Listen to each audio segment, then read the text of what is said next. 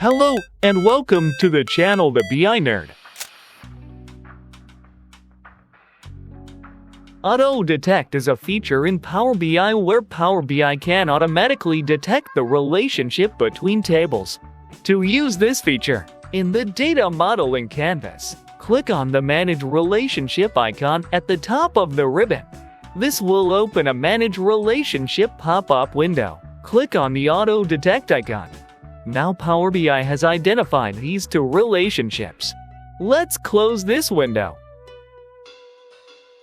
Power BI auto-detected these two relationships but did not detect the third many-to-many relation. We have to create this relation manually. I will drag and drop the customer name column to create the third relationship.